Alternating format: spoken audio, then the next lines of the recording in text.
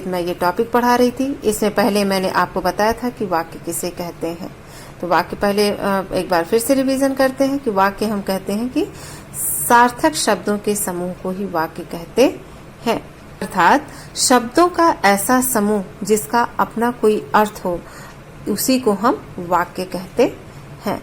अब उसमें वाक्य में शब्द आया और शब्द और ये पद, दो शब्द आया, तो शब्द और पद का अपना एक अलग अर्थ होता है। पहले हम इसको जान लेते हैं कि शब्द अगर जैसे कहीं पे लिखा गया है मोहन, मोहन एक शब्द है, लेकिन मोहन विद्यालय जाता है, तो मोहन अब एक सेंटेंस को पूरा कर रहा है। तो यहाँ पे जो सेंटेंस में जुड़ करके जो मोहन लिखा गया है उसको हम पद कहेंगे। और यही अगर मोहन अगर अकेला कहीं शब्द हो लिखा गया है तो उसको हम शब्द कहेंगे। अर्थात जब कोई शब्द वाक्य का हिस्सा बन जाता है तो वह पद बन जाता है। अब ये हुआ आपका शब्द और पद, ठीक है। जब कोई शब्द वाक्य का हिस्सा बन जाता है तो वो पद बन जाता है। अब आगे आते हैं कि इसी को ही हमने रचना के आधार पर ही सरल वाक्य, संयुक्त वाक्य और मिश्र वाक्य बनाया था। इसमें दो मैंने पढ़ा दिया। सरल वाक्य में एक ही क्रिया होती है, अतः यह एक ही वाक्य होता है। बस इतना ही आप लोग जानिए कि सरल वाक्य में एक ही क्रिया होती है, अतः यह एक ही वाक्य होता है। तो इसको हम सरल वाक्य। अब आइए संयुक्त वाक्य में फिर से एक बार देख लेते हैं। तो संयुक्त वाक्य में आने वाले सभी उपवाक्य स्वतंत्र उपवाक्य होते हैं। अब उपवाक्य किसे कहते हैं? यहाँ पे एक शब्द हो गया है कि उपवाक्य जिसका अपना स्वतंत्र अर्थ ना निकलता हो, स्वतंत्र उपवाक्य होते हैं। तो यहाँ पे स्वतंत्र उपवाक्य की बात नहीं कर रही हूँ, मैं केवल अभी उपवाक्य के बारे में बता रही हूँ कि संयुक्त वाक्य में आने वाले सभी उपवाक्य। तो उपवाक्य का क्या अर्थ होता है कि जिनका अपना स्वतंत्र अर्थ नहीं होता है, स्वतंत्र उपवाक्य होते हैं। स्वतंत्र उपवाक्य से तात्पर्य यह है कि इनका प्रयोग भाषा में अलग से स्वतंत्र रूप से हो सकता है। जैसे मोहन दिल्ली जाएगा, तो ये तो अपना एक सरल वाक्य हो गया, लेकिन अब ये सरल वाक्य को के साथ एक उपवाक्य भी मिल रहा है जो समुच्चय बोधक अव्यय के साथ जुड़ा है। और आपका समुच्चय बोधक अव्यय है तो मोहन दिल्ली जाएगा और शीला यहीं रहेगी, ये आपका उपवाक्य है। ये और, या, और, किंतु, लेकिन, परंतु, अन्यथा, इन सारे समुच्चय बोधक अव्ययों से ये जुड़े रहेंगे।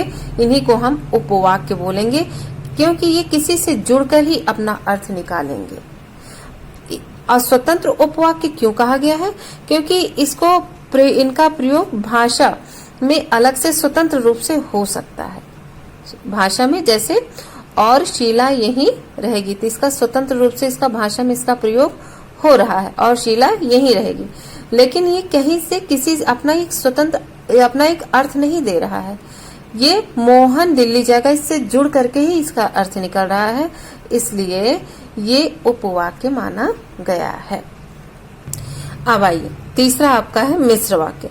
संयुक्त वाक्य में जहाँ प्रत्येक उपवाक्य स्वतंत्र उपवाक्य होता है, वहाँ मिश्र वाक्य में एक उपवाक्य तो स्वतंत्र उपवाक्य होता है तथा शेष उपवाक्य स्वतंत्र उपवाक्य पर आश्रित रहने के कारण आश्रित उपवाक्य स्वतंत्र उपवाक्य को प्रधान उपवाक्य भी कहा जाता है। मिश्र वाक्य के बारे में बताया गया है। मतलब इसका है कि इसमें ना तो सरल वाक्य को मिलाया जाता है ना तो संयुक्त वाक्य को मिलाया जाता है। नहीं, मिश्र वाक्य में होता है कि स्वतंत्र उपवाक्य के आश्रित जहाँ पे और उपवाक्य मिलकर के अर्थ निकालें, वहाँ पे मिश्र वाक्य होता है या बनता है। जैसे कि स्वतंत्र उपवाक्य, तो उसमें क्या हो जाएगा कि एक प्रधान उपवाक्य हो जाएगा और एक आश्रित उपवाक्य, और प्रधान उपवाक्य को ही स्वतंत्र उपवाक्य भी बोलेंगे और इसका अर्थ दोनों को मिला करके ही होगा, इसलिए इसको मिश्र वाक्य कहेंगे।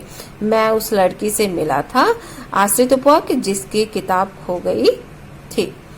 मैंने वही मकान खरीदा है जहां आप रहते हैं, ये प्रधान उपवाक्य हो गया कि इसका अपना कोई अर्थ नहीं निकल रहा है, ये किसी से मिला करके ही, किसी और उपवाक्य को मिल करके ही ये अर्थ निकल रहे हैं।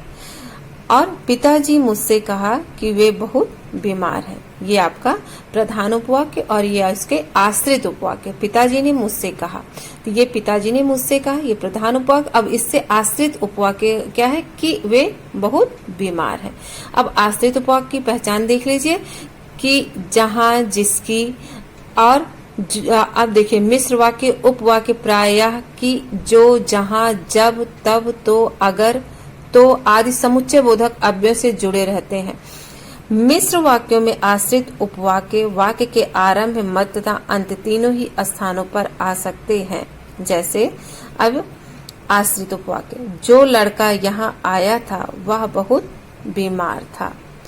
तो इसके मध्य, अंत और जो आश्रित उपवाक्य हैं वो कहीं भी आ सकते हैं, मध्य में भी आ सकते हैं और अंत में भी आ सकते हैं और पहले भी आ सकते हैं। तो जो लड़का यहाँ आया था ये प्रधान उपवाक्य है, वह बहुत बीमार है, ये आश्रित उपवाक्य हो गया आपका।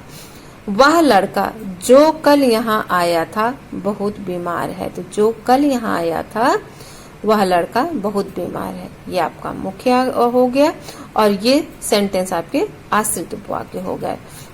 वह लड़का बहुत बीमार है जो कल यहाँ आया था। तो जहाँ पे उपवाक्यों को मिला करके, प्रधान उपवाक्य, आश्रित उपवाक्यों को मिला करके सेंटेंस लिखे होते हैं वो मिश्र वाक्य कहलाते हैं। सरल शब्दों में कि जिनका अपना स्वतंत्र अर्थ ना निकलता हो, ऐसे उपवाक्यों को मिलाकर मिश्र वाक्य बनता है। जिनका अपना स्वतंत्र अर्थ ना निकलता हो, ऐसे उपवाक्यों को मिलाकर, उपवाक्यों, प्रधान उपवाक्यों, आश्रित उपवाक्यों को मिलाकर के मिश्र वाक्य बनता है। चलिए, आश्रित उपवाक्यों के भेद और प्रभेद। आश्रित उपवाक्यों के भेद प्रभेद। मिश्र वाक्यों के निम्नलिखित उदाहरणों पर ध्यान दीजिए। शीला ने मुझसे कहा था कि उसका बेटा बीमार है और मेरे पास एक खिलौना है जो बैटरी से चलता है। अब देखिए यहाँ पे जो बैटरी से चलता, मैंने पहचान पहले ही बता दिया कि जो, जहां, जब, तब, तो, अगर, आज समुच्चय बोधक अव्ययों से जुड़े रहते हैं। मिश्र वाक्य, उपवाक्य प्रायः, ठीक है। तो प्रायः जो बैटरी से चलते हैं। मेरे पास एक खिलौना है और वह ऐसे चल रही थी जैसे बीमार चलता हो। अब यहाँ पे शीला ने मुझसे कहा था, ये प्रधान उपवाक्य है कि उसका बेटा बीमार है, कि समुच्चय बोधक अव्यय आ गया ना, कि यहाँ पे इससे ये जुड़ा हुआ है कि उसका बेटा बीमार है। वह ऐसे चल रही थी जैसे बीमार चलता है, ये भी है। मेरे पास एक खिलौना है जो बैटरी से चलता है। ये सारे शब्द है ना, वाक्य, उपवाक्य हैं, ये अव्ययों से जुड़े रहते हैं। अब पहले हम बात कर लेते हैं कि मुख्य और आश्रित उपवाक्यों को पहचानना। कैसे पहचानेंगे? वाक्य में मुख्य उपवाक्य की क्रिया ही मुख्य क्रिया होती है। मुख्य उपवाक्य की क्रिया ही मुख्य क्रिया होती है। और वाक्य में आए आश्रित उपवाक्यों का आरंभ, आश्रित उपवाक्यों के बारे में बता रहा, आरंभ अधिकांशतः समुच्चय बोधक शब्दों से होता है, जैसे जिसने, कि, जिन्हें, जिसमें, जो, जिसको, जहां, जब, तो, अगर, क्योंकि, यदि, परंतु, तब आदि। ये आपके आश्रित उपवाक्यों का अधिकांशता का आरंभ, अधिकांशता इन शब्दों से होता है। ये इससे भी आप पहचान सकते हैं कि आश्रित उपवाक्य। और मुख्य उपवाक्य है कि क्रिया ही प्रमुख मुख्य क्रिया होती है। मुख्य उपवाक्य की क्रिया ही, क्योंकि आश्रित उपवाक्य भी उसी की क्रिया को पूरा करेगा। आश्रित उपवाक्य वाक्यों के आरंभ, मध्य या अंत में भी आते हैं।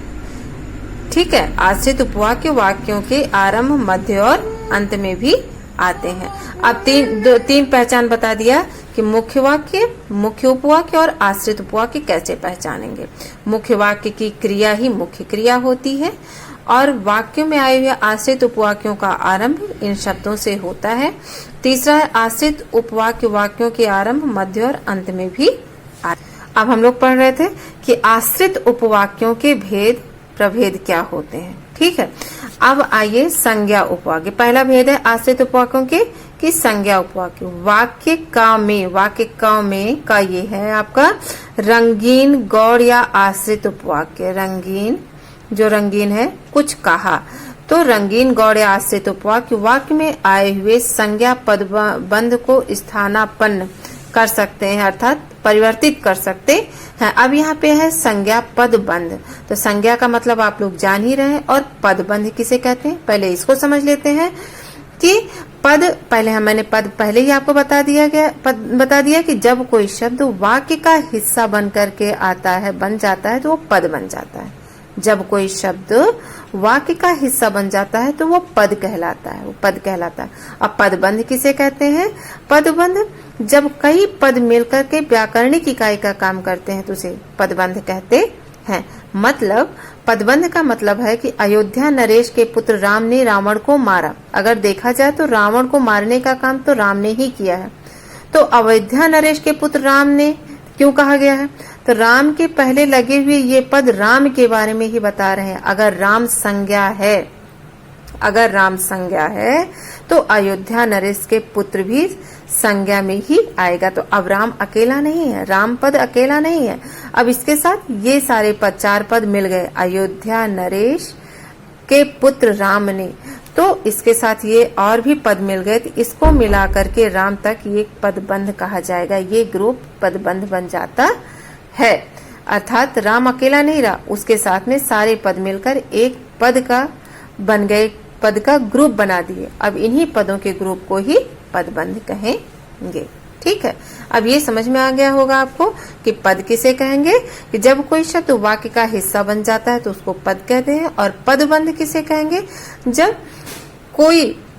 जब कई पद मिल करके एक व्याकरणिक इकाई का काम करते हैं, सेंटेंस बनाते हैं, तो उसे हम पदबंध कहते हैं, जिसका उदाहरण सहित मैंने बता भी दिया आपको। अब शीला ने मुझको कुछ कहा, तो शीला ने मुझको कुछ कहा, ये संज्ञा पदबंध है कि शीला ने मुझको कुछ कहा। एक पदबंध हो गया, संज्ञा पदबंध। अब कहा तो एक क्रिया हो गई है, तो संज्ञा पदबंध यहाँ तक आ गया ना कि शीला ने मुझसे कुछ कहा। संज्ञा पद शीला के ही बारे में इसमें कहा गया कि शीला ने मुझसे कुछ कहा। अब शीला ने मुझसे एक बात कही, संज्ञा पदबंध। अब इसको संज्ञा पदबंध स्थानापन्न कर सकते हैं, कुछ के बाद एक बात भी हो सकती है, कुछ के साथ एक बात भी लिख सकते हैं। जो उपवाक्य वाक्य में संज्ञा का कार्य करते हैं या संज्ञा पदबंध के स्थान पर प्रयुक्त हो उसे संज्ञा उपवाक्य कहलाते हैं। अब जैसे संज्ञा पदबंध के स्थान पर प्रयुक्त हो तो उसे संज्ञा उपवाक्य कहलाते हैं। जैसे संज्ञा उपवाक्य समुच्चय बोधक से जुड़े रहते हैं, परंतु कभी कभी की का लोप भी किया जाता है। अब यहाँ पे दूसरा आ गया कि मुझे मालूम था कि वह नहीं आएगा। मुझे मालूम था कि वह नहीं आएगा, कि यहाँ पे लोप हो गया आपका, तो वह नहीं आएगा ऐसा भी हो सकता है। वह नहीं आएगा मुझे मालूम था, वाक्य के आरंभ में आ जाने के कारण की आवश्यकता नहीं है, वाक्य के आरंभ में भी हो गया है। तो ये उपवाक्य वाक्य के आरंभ, मध्य और अंत कहीं भी आ सकते हैं उपवाक्य। और वाक्य में संज्ञा उपवाक्य कर्ता तथा कर्म दोनों के स्थान पर आ सकते हैं। जैसे मेरा ये डर है कि वह बीमार होगी, सच निकला, तो वह बीमार होगी, मेरा यह डर है, मेरा यह डर है, वह बीमार होगी, सच निकला, बीच में आ गया ये उपवाक्य। पिताजी ने कहा था कि वे कभी झूठ नहीं बोलते, ये आपका बाद में आ गया, अंत में आ गया, कर्म के स्थान पर कभी झूठ नहीं बोलती। लगता है कि वो बहुत खुश है, मैं चाहती हूँ कि तुम शादी कर लो, ये कर्म के स्थान पर है। और लगता है कि वो बहुत खुश है, ये अंत में अब आ गया उपवाक्य। मैं जानता हूँ कि वो आपका भाई है, मैं जानता हूँ कि वो आपका भाई है, ये बाद में सेंटेंस आ रहा था। इसमें जो बता रहे हैं ना कि ये संज्ञा उपवाक्य कर्ता तथा कर्म दोनों के स्थान पर आ सकता है। विशेषण उपवाक्य, इसी तरह से वाक्य में आया उपवाक्य जो बैटरी से चलता है, ये विशेषण है ना, जो बैटरी से चलता है, किसके बारे में? विशेषण पदबंध को स्थानापन्न कर सकता है आया उपवाक्य। जैसे मेरे पास बैटरी से चलने वाला खिलौना है, तो विशेषण पदबंध है जो विशेषता को बताए। ठीक है, जो किसी वस्तु की विशेषता को बताए, तो खिलौने की विशेषता है तो बैटरी से चलने वाला, तो ये पदबंध कहीं और भी आ सकता है। मेरे पास एक खिलौना है जो बैटरी से चलता है, ये मुख्य पदबंध के बाद भी आ सकता है आश्रित उपवाक्य, और पहले भी आ सकता है और बाद में भी आ सकता है। ऐसे उपवाक्य विशेषण उपवाक्य कहे जाते हैं जो उपवाक्य वाक्य में प्रयुक्त संज्ञा पद की विशेषता को बताते हैं। खिलौना, तो ये विशेषण उपवाक्य कहे जाते हैं। ये अब उपवाक्य रहते, मेरे कमरे में एक बहुत पुरानी घड़ी है, तो घड़ी है संज्ञा की है, तो संज्ञा पद है और इसकी विशेषता को बताए रहे हैं तो विशेषण पद बंद हो गया। मेरे कमरे में एक ऐसी घड़ी है जो बहुत पुरानी है, विशेषण उपवाक्य बन गया, ऐसा भी विशेषण उपवाक्य। और नीली कमीज वाले विशेषण पद लड़के को बुलाइए, तो विशेषण पद बंद हो गया क्योंकि लड़के के लिए ही ये सारी चीजें यूज भी हो रही है, ये सारे शब्द लिखे गए हैं, तो ये विशेषण पद बंद हो गया क्योंकि विशेषता को बता रहे थे, सारे शब्द मिल करके एक पदबंध बना रहे थे। ये नीली कमीज वाले, ये पूरा शब्द पदबंध हो गया और ये विशेषण है, ये पूरा स्पष्ट हो रहा है तो विशेषण पदबंध हो गया। अब क्या है, जो नीली कमीज पहने हैं, विशेषण उपवाक्य, जो नीली कमीज पहने हैं उस लड़के को बुलाइए। मैं दान दिए हुए रुपए नहीं लूंगा, मैं दान दिए हुए रुपए की विशेषता है क्या हो गई है कि दान दिया जा चुका है, तो विशेषण ये इससे मिलकर के बना हुआ है तो विशेषण पदबंध हो गया, मिल गया, वो सारे पद मिल गए तो एक विशेषण पदबंध बना रहे। और मैं वे रुपए नहीं लूंगा जिन्हें दान दे चुका हूं, विशेषण उपवाक्य हो गया। इस प्रकार विशेषण उपवाक्य संज्ञा के विषय में अनेक प्रकार की सूचनाएं देते हैं। अब आइए आश्रित उपवाक्य तीसरा भेद, पहले संज्ञा उपवाक्य, इसका पहला भेद हो गया आश्रित उपवाक्य संज्ञा उपवाक्य, फिर विशेषण उपवाक्य, अब क्रिया विशेषण उपवाक्य। ठीक है, क्रिया विशेषण उपवाक्य किसे कहेंगे, जो उपवाक्य क्रिया विशेषण पदबंध के स्थान पर प्रयुक्त हो सकते हैं वो क्रिया विशेषण उपवाक्य होते हैं। क्रिया विशेषण के पदबंध के स्थान पर कैसे प्रयुक्त होते हैं, वो धीरे धीरे चल रही थी, ठीक है, उदाहरण है, ये क्रिया विशेषण पदबंध हो गया, चल रही थी, क्रिया हो गई और धीरे धीरे तो क्रिया की विशेषता हो बता रही है तो क्रिया विशेषण पदबंध हो गया, पूरा मिला करके एक पदबंध हो गया। अब इसके स्थान पर क्या है, उपवाक्य क्या होगा, वह बीमारों की तरह चल रही थी तो क्रिया विशेषण पदबंध हो गया, ये भी हो गया, वो चल ऐसे रही थी जैसे बीमार चलते हैं, तो ये आपका उपवाक्य हो गया, वो ऐसे चल रही थी जैसे बीमार चल रही थी। इसको हम पहले ही तीनों सेंटेंस में ये यहीं पे हो जा रहा है कि जैसे आश्रित उपवाक्यों के भेद और प्रभेद, तीन ही भेद है ना, तो शीला ने मुझसे कहा था कि उसका बेटा बीमार है, तो ये आपका संज्ञा उपवाक्य है क्योंकि यहाँ पे संज्ञा, शीला ने मुझसे कहा था कि उसका बेटा, और मेरे पास एक खिलौना संज्ञा हो गया जो बैटरी से चलता है, तो ये आपका विशेषण उपवाक्य विशेषता बता रहा है, बैटरी से चलता है, वह ऐसी चल रही थी जैसे बीमार चलता हो, ये किसका है, क्रिया विशेषण उपवाक्य हो गया। ये आपके आश्रित उपवाक्य के भेद और प्रभेद हो। इसी तरह ये सारे सेंटेंस भी हैं आपके उपवाक्य और आश्रित उपवाक्यों के भेद प्रभेदों से मिलकर के सेंटेंस बने हैं। जैसे जब मैं भारत में रहता था, रोज फिल्में देखता था, समय के अनुसार क्रिया विशेषण उपवाक्य क्रिया विशेषण शब्दों की भांति, जहां मैं रहता हूं वहां अब कोई नहीं रहता, स्थानवाचक, और जैसा वो पढ़ती है, जैसा वो, ये प्रधान उपवाक्य हो गया, और आश्रित उपवाक्य वैसा कोई नहीं पढ़ता है, इस तरह से वह इतना बेईमान हो गया कि अब ये देखिए जुड़ा है ना कि सबको धोखा देता है, गाड़ी इतनी तेज चल रही है कि जैसे हवाई जहाज चल रही है। ये सारे उदाहरण आपके उपवाक्य और आश्रित उपवाक्यों को मिला करके मिश्र वाक्य बना रहे हैं। ठीक है, अब वो आश्रित उपवाक्य कहीं संज्ञा के रूप में, कहीं विशेषण के रूप में और कहीं क्रिया विशेषण के रूप में मिल करके आपका अर्थ को बता रहे हैं। अब आइए वाक्य रचनांतरण रूपांतरण।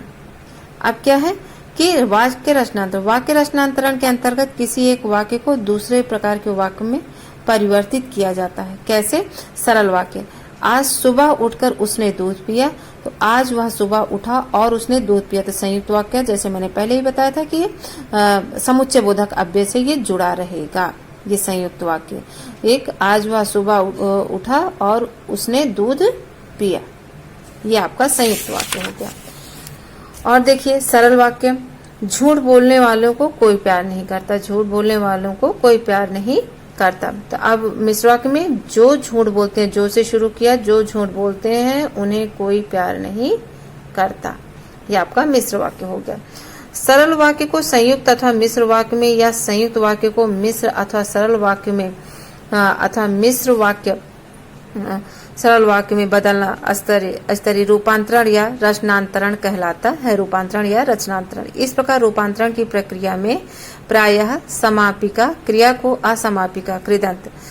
अब ध्यान दीजिए इसमें उदाहरणों पर। सरल वाक्य, हम लोग तैरने के लिए नदी पर गए। सरल वाक्य क्या, हम लोग नदी पर गए थे क्योंकि हमको तैरना था। ये आपका मिश्र तथा संयुक्त वाक्य। और गड्ढा खोदकर मजदूर चले गए। जब मजदूरों से गड्ढा खोद लिया तब वे चले गए। अब मजदूरों ने गड्ढा खोदा और वे चले गए। मिश्र तथा संयुक्त वाक्य दोनों है। मिश्र वाक्य, जैसे ही हम घर से बाहर निकले बारिश होने। हमारे घर से बाहर निकलते ही बारिश होने लगी। मैं एक ऐसे डॉक्टर से मिला जो बहुत होशियार है। मैं एक डॉक्टर से मिला जो बहुत होशियार है। संयुक्त, लाला जी ने थैला उठाया और दुकान की ओर चले गए। थैला उठाकर लाला जी दुकान की ओर चले गए। चलिए सरल वाक्य। अब सरल वाक्य में क्या है, मोहन ने शादी के लिए कार्ड छपवाए। तो मोहन ने जो कार्ड छपवाए वे शादी के लिए थे। जो कार्ड छपवाए वे शादी के लिए थे। ये मिश्र वाक्य है। झूठ बोलने वाले को कोई प्यार नहीं करता। जो झूठ बोलता है उसे कोई प्यार नहीं करता है। मैंने शीला से अपने साथ चलने के लिए कहा। मैंने शीला से कहा कि वह मेरे साथ चले। अब सरल वाक्य, माँ ने बच्चे को नहलाकर स्कूल भेजा। ये सरल वाक्य है। और संयुक्त वाक्य, माँ ने बच्चे को नहलाया और समुच्चय बोधक अव्यय आ गया यहाँ पे, पहचाना, और स्कूल भेजा। पत्नी के बीमार होने पर के कारण वह ना आ सका। पत्नी बीमार है इसलिए, अब इसलिए समुच्चय बोधक, वह ना आ सका। ये संयुक्त वाक्य की पहचान है। वह कनॉट प्लेस गई क्योंकि आया, उसे साड़ी खरीदनी थी। वो साड़ी खरीदने के लिए कनॉट प्लेस गई। नाराज होने के कारण उसने मुझसे बात नहीं की। वह नाराज थी इसलिए उसने मुझसे बात नहीं की। अब आइए, मैंने समझाने पर ये बात मान गई। मेरे समझाने पर वह बात मान गई। मैंने समझाया और आ गया समुच्चय बोधक, और वह बात मान गई। तो इस तरह से आपका ये सरल वाक्य और संयुक्त वाक्य। संयुक्त वाक्य हमेशा समुच्चय बोधक अव्ययों से आपका उपवाक्यों से जुड़े हुए रहेंगे। उपवाक्य से जोड़ करके सरल वाक्य और उपवाक्य को जोड़ करके संयुक्त वाक्य बनाएगा, और दो उपवाक्यों को जोड़ करके, 2 या 3 उपवाक्यों से जोड़ करके वहां पे मिश्र वाक्य बनाया जाएगा। मोहन ने जो कार्ड छपवाए, तो मोहन ने जो कार्ड छपवाए ये आपका वे शादी के लिए थे। तो ये 2 उपवाक्य मिला करके मिश्र वाक्य बन रहे हैं। जो झूठ बोलता है, तो जो झूठ बोलता है ये मुख्य उपवाक्य, उसे कोई प्यार नहीं करता। मैंने शीला से कहा, अब यहाँ पे कि वाह, ये आश्रित उपवाक्य है। तो एक मुख्य वाक्य और एक आश्रित उपवाक्य मिला करके आपका ये मिश्र वाक्य बन रहा है। अब आइए यहाँ पे मिश्र वाक्य और सरल वाक्य। अब मिश्र वाक्य से सरल वाक्य, जब मैं स्टेशन पर पहुंचा गाड़ी आ चुकी थी। जब मैं स्टेशन पर पहुंचा ये आपका मुख्य, तो गाड़ी आ चुकी थी। तो वहां पे जब से शुरू हुआ है, तो मेरे स्टेशन पहुंचने से पहले ही गाड़ी आ चुकी है। अभी आपका यहाँ तक हो गया है। अब ध्यान देने योग्य बातें ये हो गया। चलिए संयुक्त वाक्य, सूर्योदय हुआ और पक्षी चहचहाने लगे। और यहाँ पे इससे यही पहचान हो गया, ये समुच्चय वाचक शब्द है। तो यहाँ पे सूर्योदय होते ही पक्षी चहचहाने लगे, क्रिया इसमें दिख रही है। सूर्योदय होते ही पक्षी चहचहाने लगे। सार्थक शब्दों का ऐसा व्यवस्थित समूह जो किसी भाव या विचार को पूर्णता व्यक्त कर सकता है, वाक्य कहलाता है। पहले ही बता दिया, रचना के आधार पर वाक्य के भेद। सरल वाक्य, एक उद्देश्य और एक विधेय होता है सरल वाक्य में। संयुक्त वाक्य में 2 या 2 से अधिक स्वतंत्र उपवाक्य जो समुच्चय बोधक अव्यय द्वारा जुड़े रहते हैं, ये क्या होता है, संयुक्त वाक्य होते हैं। स्वतंत्र उपवाक्य जो समुच्चय बोधक अव्यय से जुड़े होते हैं। मिश्र वाक्य, एक प्रधान उपवाक्य, एक अन्य आश्रित उपवाक्य, इसको हम मिश्र वाक्य बोलते हैं। मिश्र वाक्यों में एक उपवाक्य स्वतंत्र होता है जिसे प्रधान उपवाक्य कहा जाता है, इसको मैंने पढ़ा दिया है। अन्य उपवाक्य प्रधान उपवाक्य पर आश्रित होते हैं, कारण आश्रित उपवाक्य कहलाते हैं। अन्य उपवाक्य प्रधान उपवाक्य पर आश्रित होने के कारण आश्रित उपवाक्य के 3 भेद हैं, संज्ञा उपवाक्य, विशेषण उपवाक्य और क्रिया विशेषण उपवाक्य। एक वाक्य को दूसरे प्रकार के वाक्य में परिवर्तित करना रूपांतरण या रचनांतरण कहलाता है। एक वाक्य को जैसे संज्ञा उपवाक्य में परिवर्तित किया है ना, आश्रित उपवाक्य ने परिवर्तित किया था। विशेषण उपवाक्य में भी आश्रित उपवाक्य सेंटेंस को परिवर्तित कर रहे थे। तो इसी को हम रूपांतरण या रचनांतरण कहते हैं। धन्यवाद।